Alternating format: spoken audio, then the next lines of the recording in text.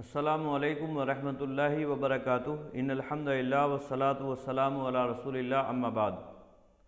محترم ناظرین کرام اور عزیز طلباء، کتاب مشکات المصابیح کے درس میں آپ کا خیر مقدم ہے۔ باب العدہ یعنی عدت کے تعلق سے یہ باب چل رہا ہے۔ فصل اول کی احادیث اس سے پہلے آپ کے سامنے رکھی گئیں۔ آج کے درس میں فصل ثانی کی احادیث شروع کریں گے۔ چنانچہ مؤلف فرماتے ہیں وَعَنْ زَيْنَبَ بِنْتِ كَعْبٍ رضی اللہ تعالی عنہا ان الفریعۃ بنت مالک بن سنان وہی اخت ابی سعید الخدری رضی اللہ تعالی عنہما اخبرتها انها جاءت الى رسول اللہ صلی اللہ علیہ وسلم تسألہ ان ترجع الى اہلها فی بنی خدرہ فإن زوجها خرج في طلب عبد له أبقوا فقتلوه قالت فسألت رسول الله صلى الله عليه وسلم أن أرجع إلى أهلي فإن زوجي لم يتركني في مكان يملكه ولا نفقة فقالت قال رسول الله صلى الله عليه وسلم نعم فانصرفت حتى إذا كنت في الحجرة أو في المسجد دعاني فقال امكثي في بيتك حتى يبلغ الكتاب أجله قالت فاعتدت فيه 14 و10 رواہ مالک والترمذی وابو داود والنسائی وابن ماجہ والدارمی۔ حضرت زینب بنت کعب رضی اللہ تعالی عنہ سے مروی ہے، وہ کہتی ہیں ان الفریعۃ بنت مالک بن سنان، کہ حضرت فریعہ بنت مالک بن سنان رضی اللہ تعالی عنہا وہی اخت ابی سعید الخدری رضی اللہ تعالی عنہ، اور یہ حضرت ابو سعید خدری رضی اللہ تعالی عنہ کی بہن ہے۔ اخبرتھا انہوں نے انہیں خبر دی، یعنی زینب بنت کعب کو حضرت فریعہ رضی اللہ تعالی عنہ نے خبر دی، بتلائی بات۔ کیا خبر دی؟ کہتی ہیں حضرت فریعہ رضی اللہ تعالی عنہ انہا جاءت الى رسول اللہ صلی اللہ علیہ وسلم، کہ وہ آئیں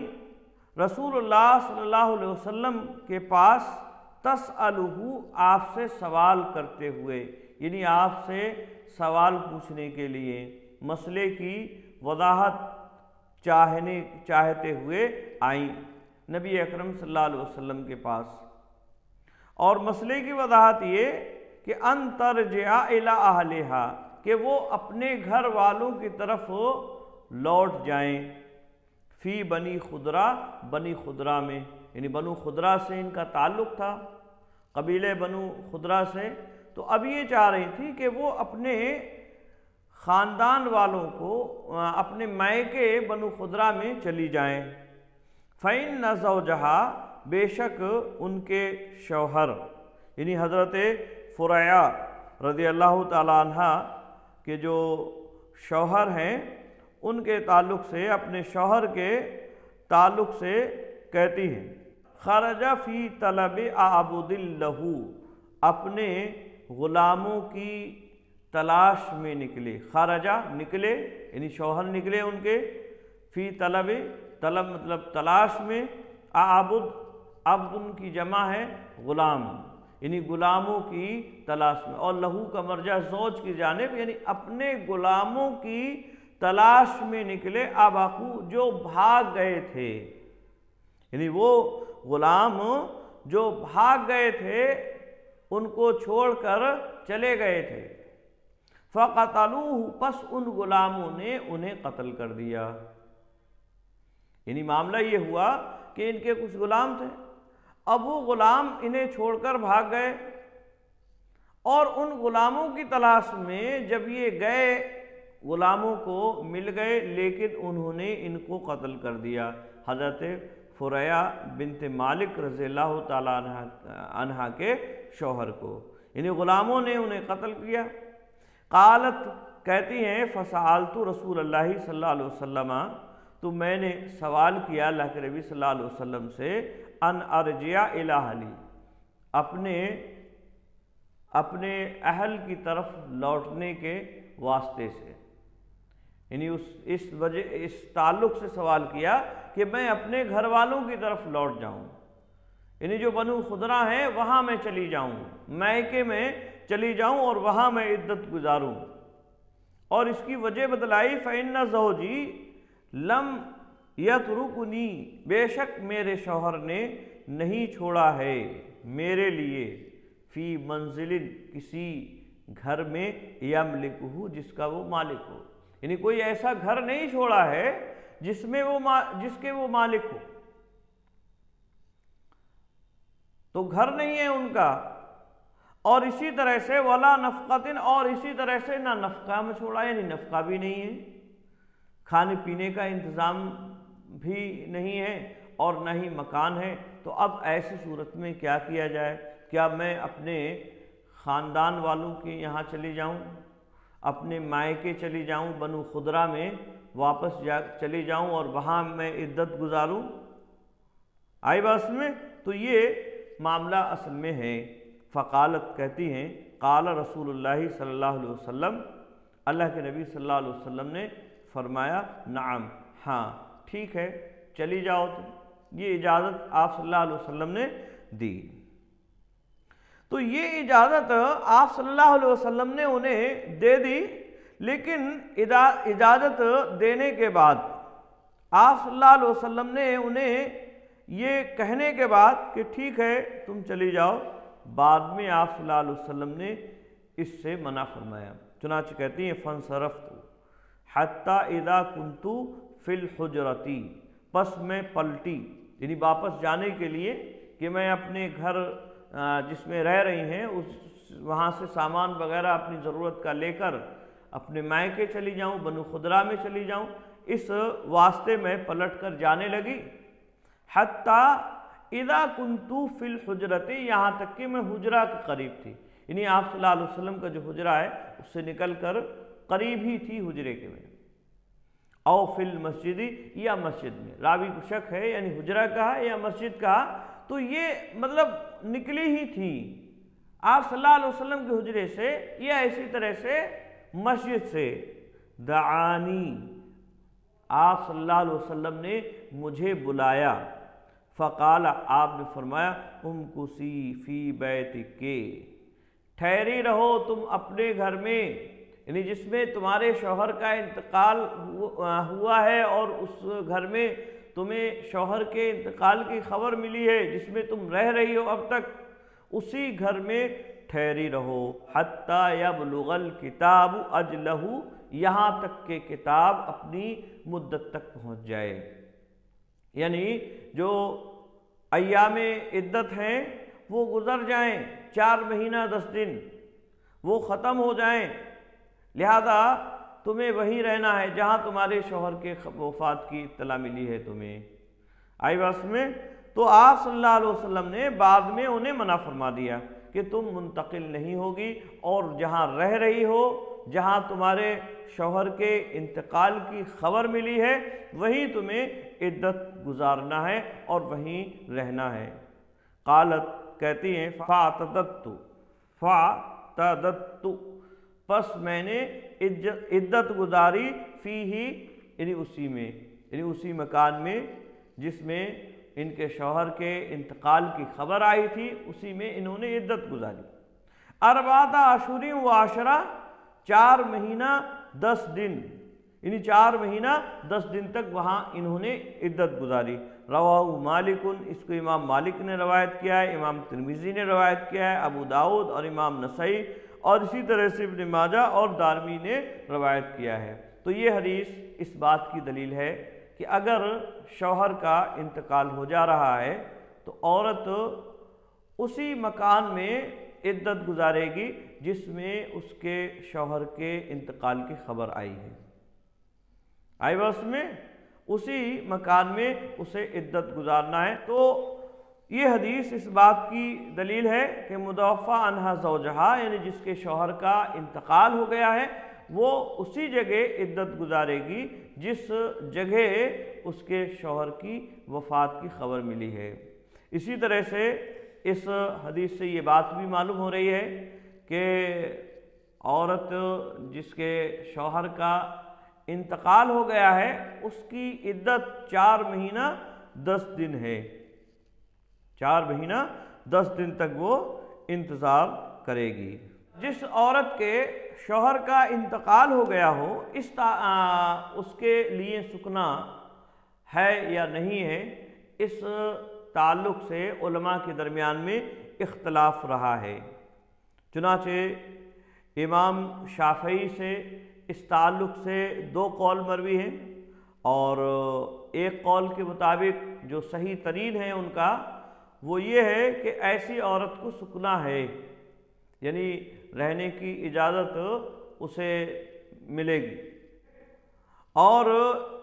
اسی بات کے قائل صحابہ کرام میں سے حضرت عمر، عثمان، حضرت عبداللہ بن عمر، عبداللہ بن مسعود اور اسی طرح سے اور کئی صحابہ کرام رضوان اللہ تعالی علیہم اجمعین اسی بات کے قائل ہیں، یعنی اس عورت کے لیے سکنا ہے، رہنے کی انتظام جو ہے وہ شوہر کے اولیاء انتظام کریں گے اور وہ وہاں رہے گی۔ آئی بس میں، اور اسی وجہ سے اللہ کے نبی صلی اللہ علیہ وسلم نے یہاں جو حکم دیا کہ وہ اپنے اسی جگہ عدت گزاریں گی جہاں وہ ان کے شوہر کی وفات کی خبر ملی ہے، اس حدیث میں اسی بات کی دلیل موجود ہے۔ یعنی پہلا جو حکم تھا وہ گویا کہ منسوخ ہو گیا، اور پھر آپ صلی اللہ علیہ وسلم نے حکم دیا کہ تمہیں جو ہے اسی جگہ عدت گزارنا ہے جہاں تمہارے شوہر کی خبر ملی ہے، یعنی انتقال کی خبر ملی ہے۔ تو یہ حدیث جو ہے اسی بات کی دلیل ہے۔ جبکہ اس تعلق سے ایک دوسرا قول ہے جس کا خلاصہ یہ ہے کہ عورت کو سکنا نہیں ہے، یعنی رہنے کے لیے اسے متوفی عنہا زوجہا کو جگہ نہیں ہے شوہر کے اولیاء کے ذمے، بلکہ وہ جہاں چاہے عدت گزار سکتی ہے، جہاں چاہے وہ عدت گزار سکتی ہے۔ اور یہ قول حضرت علی، عبداللہ ابن مسعود، حضرت عائشہ رضی اللہ تعالی عنہا کی جانب منسوب ہے، اور اسی حدیث سے ان لوگوں کا استدلال ہے کیونکہ آپ صلی اللہ علیہ وسلم نے پہلے حضرت فریا رضی اللہ تعالی عنہا کو اجازت دے دی کہ وہ اپنے مائکے میں منتقل ہو جائیں۔ آئی بات میں، تو یہ اجازت آپ صلی اللہ علیہ وسلم نے چونکہ انہیں دی تھی، تو اسی قول کی بنیاد پر ان لوگوں کا موقف یہ ہے کہ ایسی عورت کو سکنا نہیں ہے، اور جو آپ صلی اللہ علیہ وسلم نے حکم دیا ہے یہ حکم ایک طرح سے استحباب کے لیے، یعنی بعد میں اسی جگہ عدت گزارنے کا جو حکم دیا تو یہ حکم جو ہے یہ استحباب کے لیے۔ تو اس تعلق سے یہ علماء کے درمیان میں اختلاف ہے، لیکن درست بات یہی ہے کہ ایسی عورت جو ہے اسی جگہ عدت گزارے گی جہاں اس کے شوہر کے وفات کی خبر ملی ہے، اگر کسی بھی طرح کی کوئی مجبوری اور دقت پریشانی وغیرہ نہیں ہے۔ آئی بس میں، اور شوہر کے اولیاء جو ہیں اس کے ورثہ وغیرہ اگر ہیں موجود تو انہیں اس کے لیے اسے جگہ مہیا کرنا ہوگی، جیسا کہ اس حدیث سے یہ بات معلوم ہو رہی ہے۔ دوسری حدیث ہے، وَعَنْ أُمِّ سَلْمَةَ رضی اللہ تعالی عنہ قالت دخل علی رسول اللہ صلی اللہ علیہ وسلم حین توفی ابو سلمة وقد جعلت علی صبرا فقال ما هذا یا ام سلمة قلت انما هو صبر ليس فيه طيب فقال انه يشب الوجه فلا تجعليه الا بالليل فتنزعيه بالنهار ولا تمتشطي بالطيب ولا بالحناء فإنه خضاب قلت بأي شيء أستشط یا رسول اللہ صلی اللہ علیہ وسلم قال بالصدر تغلفین بہ راسک، رواہ ابو داؤد والنسائی۔ حضرت ام سلمہ رضی اللہ تعالی عنہ سے مروی ہے، وہ کہتی ہیں دخل علیہ رسول اللہ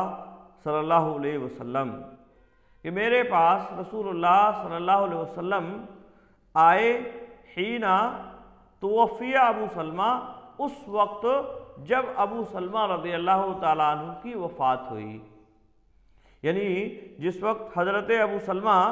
رضی اللہ تعالیٰ عنہ کی جب وفات ہوئی اس وقت اللہ کے نبی صلی اللہ علیہ وسلم میرے پاس آئے۔ اور یہ ابو سلمہ رضی اللہ تعالیٰ عنہ جو ہیں یہ ان کے پہلے شوہر تھے، اور ان کی وفات کے بعد اللہ کے نبی صلی اللہ علیہ وسلم نے ان سے نکاح کر لیا تھا، تو یہ امہات المومنین میں سے ہیں۔ تو کہتی ہیں کہ اللہ کے نبی صلی اللہ علیہ وسلم میرے پاس آئے اس وقت جب ابو سلمہ کا انتقال ہوا، وقد جعلت علیہ صابرن، میں اپنے اوپر ایلوا لگائے ہوئے تھے، صابرن، صاد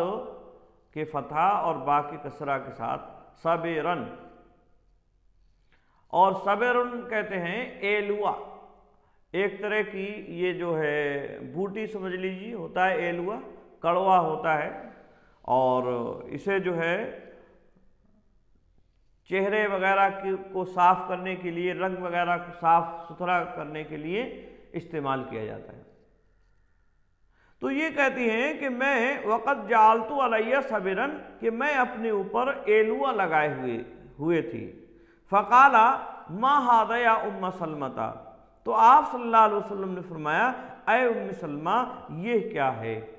یعنی یہ کیا لگایا ہوا ہے آپ نے؟ قلت، میں نے کہا انما ہوا صبر، کہ یہ ایلوا ہے، ایلوا لگائے ہوئے ہوں میں، لیس فیہ طیب، اس میں خوشبو نہیں ہے، یعنی عدت کے ایام یہ چل رہے ہیں۔ تو آپ صلی اللہ علیہ وسلم نے اس پہ پوچھا اور وضاحت اللہ کے نبی صلی اللہ علیہ وسلم نے چاہی، تو انہوں نے کہا کہ یہ ایلوا ہے، اور مزید کہا کہ اس میں خوشبو نہیں ہے، یعنی یہ میں نے اس وجہ سے لگا لیا ہے کہ اس میں خوشبو نہیں ہے۔ خوشبو اگر ہوتی تو وہ عدت کے درمیان میں لگانا درست اور جائز نہیں ہے، لیکن چونکہ اس میں خوشبو نہیں ہے اس لیے میں نے اسے لگا لیا ہے۔ فقال، تو آپ صلی اللہ علیہ وسلم نے فرمایا انہ یشب الوجہ، کہ بے شک یہ چہرے کو روشن کرتا ہے، شب یشب، چمکاتا ہے، روشن کرتا ہے، یعنی چمک پیدا کر دیتا ہے، جو ایک طرح سے زیب و زینت کی قسم میں آتا ہے۔ تو آپ نے فرمایا انہ یشب الوجہ، کہ یہ چہرے کو روشن کرتا ہے، یعنی چہرے میں چمک پیدا کر دیتا ہے۔ فلا تجعلیہ الا باللیل، تو تم اسے نہ لگاؤ مگر رات میں، یعنی اسے تم رات میں لگاؤ، دن میں نہ لگاؤ، اس سے چہرے پہ جو ہے چمک آ جاتی ہے، اور رات میں لگاؤ گے تو یہ زیب و زینت کا نہیں ہوگا، زیب و زینت کی وجہ سے نہیں لگایا ہے گویا کہ۔ آئی بات میں، کیونکہ زیب و زینت کرنا عدت کے ایام میں عورت کے لیے یہ درست نہیں ہے۔ اللہ رب العالمین نے اسے یہ حکم دیا ہے کہ وہ زیب و زینت شوہر کی وفات کے بعد نہ کرے۔ تو آپ نے کہا کہ تم اسے نہ لگاؤ مگر رات میں، فَتَنْزِعِيهِ بِالنَّهَارِ، پس تم اسے پونچھ دو، صاف کر دو دن میں، یعنی تم اسے جو ہے دن میں صاف کر دو، رات میں لگا لو اور دن میں جو ہے اسے صاف کر دو۔ وَلَا تَمْتَشِطِي بِالطِّيبِ، اور تم خوشبو دار کنگھی سے کنگھی نہ کرو، وَلَا تَمْتَشِطِي، اور تم کنگھی نہ کرو بالطِّيبِ، خوشبو کے ساتھ، یعنی خوشبودار کنگھا وغیرہ ہے، یا اسی طرح سے ایسا کنگھا ہے جس میں تیل وغیرہ لگا ہوا ہے اور وہ خوشبودار تیل ہے، تو ایسی کنگھی سے کنگھی نہ کرو، سر میں بالوں کو نہ سنوارو خوشبودار کنگھے سے۔ ولا بالحنائی، اور نہ ہی کنگھی کرو مہندی سے، کیونکہ مہندی جو ہے یہ ایک طرح کا رنگ ہوتا ہے، سرخ رنگ، اور سرخ رنگ عدت کے ایام میں رنگین جو کی ہوئے کپڑے ہیں اس سے شریعت میں منع کیا گیا ہے۔ فَإِنَّهُ خِضَابٌ، کیونکہ یہ خضاب ہے، اور خضاب کا مطلب یہ ہے کہ پھر یہ زیب و زینت میں آ جائے گا، آئی بس میں، اور زیب و زینت یہ شوہر کے اکرام میں، اس کی عزت میں عورت کے لیے جائز اور درست نہیں ہے۔ قلت، حضرت ام سلمہ رضی اللہ تعالیٰ عنہ کہتی ہیں میں نے کہا بِأَيِّ شَيْءٍ أَسْتَشِطُ، کس چیز سے میں کنگھی کروں، کس چیز سے میں کنگھی کروں یا رسول اللہ، اے اللہ کے نبی صلی اللہ علیہ وسلم؟ قال، تو آپ صلی اللہ علیہ وسلم نے فرمایا بالصدری، بیری کے پتوں سے، یعنی بیری کے پتے جو ہے وہ لگا لو، اور اسے پیس کے بیری کے پتے اب سر میں لگا لیا، اس سے جو ہے بالوں میں جو بالوں کی بیماریاں ہیں وہ ختم ہو جائیں گی اور ان کے اندر جو ہے مضبوطی آ جائے گی۔ تو یہ جو ہے آپ صلی اللہ علیہ وسلم نے حکم دیا۔ تغلفین بہ راسک، اور تم بیری کے پتوں کے ذریعے سے اپنے سر کو ڈھانپ لو، تغلفین یعنی تم اپنے غلاف بنا لو، یعنی موٹا موٹا کر کے بالوں میں لگا لو تاکہ وہ پوری طرح سے سر چھپ جائے، غلاف بنا لو۔ بہی، اور بہی میں اشارہ یہی صدر کی جانب ہے، یعنی بیری کے پتوں کے ذریعے سے تم غلاف بنا لو اپنے سر کا، یعنی اپنے سر کو چھپا لو، پوری طرح سے موٹی لیپ لگا لو اس کی، آئی بات میں۔ تو یہ حدیث کئی باتیں اس سے معلوم ہو رہی ہیں کہ کوئی ایسی چیز جس سے چہرے پر چمک آتی ہو یا زیب و زینت کا ذریعہ بنتی ہو، متوفی عنہا زوجہا کے لیے اس کا استعمال کرنا یہ درست نہیں ہے، آئی بات میں، یعنی کسی بھی ایسی چیز کا استعمال کرنا یہ صحیح اور درست نہیں ہے جس سے چمک پیدا ہو رہی ہو، جس سے چہرے میں خوبصورتی پیدا ہو رہی ہو،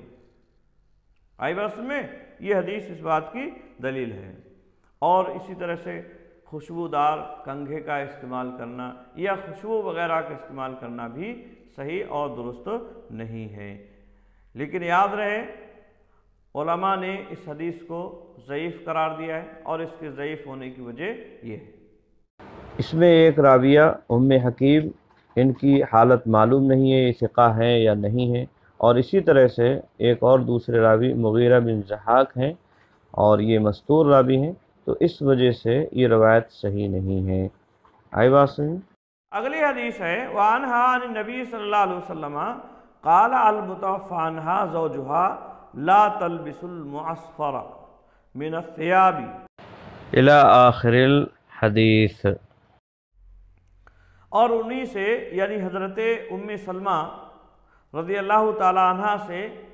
یہ روایت بھی مروی ہے، وہ بیان فرماتی ہیں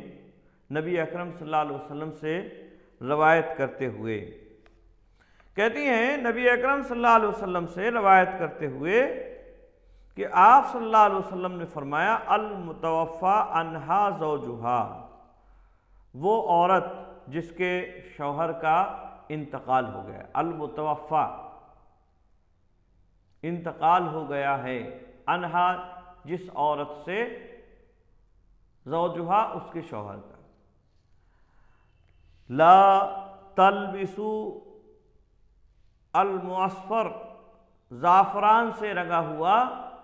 کپڑا نہیں پہنے گے، المعصفر، معصفر کسے کہیں گے؟ اسفر سے رنگا ہوا، المصبوغ بالاسفر یعنی اسفر سے رنگا ہوا کپڑا نہیں پہنے گی، وہ زعفران وغیرہ یا زرد رنگ کی جو چیزیں ہوتی ہیں اور اس سے رنگا جاتا تھا اس زمانے میں کپڑے کو، تو ویسا رنگ عورت نہیں پہنے گی عدت کے درمیان میں۔ وَلَا الْمُمَشَّقَةَ، اور اسی طرح سے ممشقہ کا استعمال نہیں کرے گی، اور ممشقہ کہتے ہیں المصبوغ بالمسکی، مسک الطین الاحمر، یعنی جو ہے لال رنگ کی مٹی ہوتی ہے، گیروا کلر جسے کہا جاتا ہے، وہ مراد ہے۔ الممشقہ یعنی گیروئے رنگ کے کپڑے نہیں پہنے گی وہ۔ آئی بات سن میں؟ تو یہ ایک دوسرا حکم آپ صلی اللہ علیہ وسلم نے دیا، کیونکہ عصفر میں یہ ایک طرح کی خوشبو ہوتی ہے جو رنگ کے ساتھ ساتھ زیب و زینت کے لیے بھی استعمال کی جا رہی ہے، تو ان سے آپ صلی اللہ علیہ وسلم نے منع فرمایا۔ لا تلبس المعصفر من الثياب، یعنی جو زعفران سے رنگا ہوا کپڑا ہے اس کا استعمال نہیں کریں۔ ولا الممشقۃ، اور اسی طرح سے ممشقہ یعنی جو گیروئے رنگ وغیرہ سے رنگا ہوا کپڑا ہے وہ بھی استعمال نہیں کرے گی۔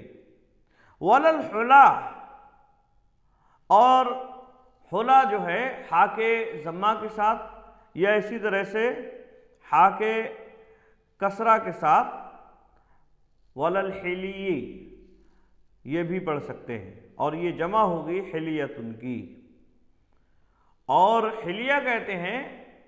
حلیہ یعنی جو زیورات کے طور پر استعمال کی جانے والی چیزیں ہیں، ولا الحلا یا ولا الحلیہ، اور وہ زیورات استعمال نہیں کرے گی، یعنی زیب و زینت کے لیے جو زیورات استعمال کیے جاتے ہیں ان کا استعمال بھی عورت عدت کے ایام میں نہیں کرے گی، جیسے کان میں پہننے والی چیزیں ہیں، کنڈے ہیں، بالیاں ہیں، یا اسی طرح سے سر میں اور ماتھے پر لگانے والی چیزیں ہیں، جھومر ہے،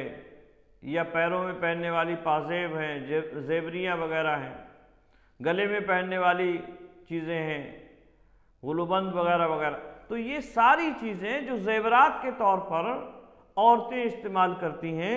ان چیزوں کا استعمال نہیں کریں گی عورت اگر اس کے شوہر کا انتقال ہو گیا ہے۔ ولا تختضب،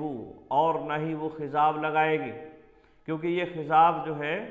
یہ زیب و زینت کے لیے استعمال کیا جاتا ہے، اور خضاب ہی میں مہندی وغیرہ کا بھی استعمال ہے۔ مہندی، حنا جو ہے اس کا استعمال کرنا یہ بھی جائز اور درست نہیں ہوگا۔ ولا تکتحل، اور نہ ہی وہ سرما لگائے، یعنی سرمے کا استعمال بھی اس کے لیے جائز اور درست نہیں ہے۔ تو یہ حدیث اس بات کی دلیل ہے کہ متوفی عنہا زوجہا، یعنی جس کے شوہر کا انتقال ہو گیا ہے، وہ عصفر سے رنگے ہوئے کپڑے ہوں یا اسی طرح سے گیروئے اور سرخ رنگ سے رنگے ہوئے کپڑے ہوں یا اسی طرح سے رنگین کپڑے ہوں، تو یہ رنگین کپڑے وغیرہ عورت استعمال نہیں کرے گی۔ ہاں اگر ایسے کپڑے ہیں جو پکے، جو مطلب تھوڑی دھاری وغیرہ کسی دوسرے رنگ سے رنگی گئی ہیں، بنائی جس کی ہو کر دی گئی ہے، تو وہ ایک الگ مسئلہ ہے۔ اور اسی طرح سے زیورات کا بھی استعمال نہیں کرے گی عورت عدت کے ایام میں، اور نہ اسی طرح سے وہ خضاب اور مہندی کا استعمال کرے گی، اور سرما وغیرہ بھی نہیں لگائے گی۔ اور سرمے کے تعلق سے اس سے پہلے بتلایا گیا کہ سرما دن کے اوقات میں یہ تو بالکل جائز اور درست نہیں، اگر ضرورت ہے تب بھی، اور اگر ضرورت ہے تو ایسی صورت میں رات کے وقت میں وہ لگائے گی اور دن کو وہ پوچھ دے گی اور اسے صاف کر دے گی۔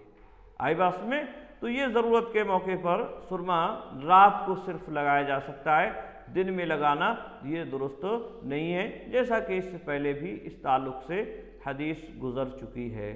آئی بات میں؟ تو یہ فصل ثانی کی آخری حدیث تھی۔ آج کے لیے بس اتنا ہی۔ السلام علیکم ورحمۃ اللہ وبرکاتہ۔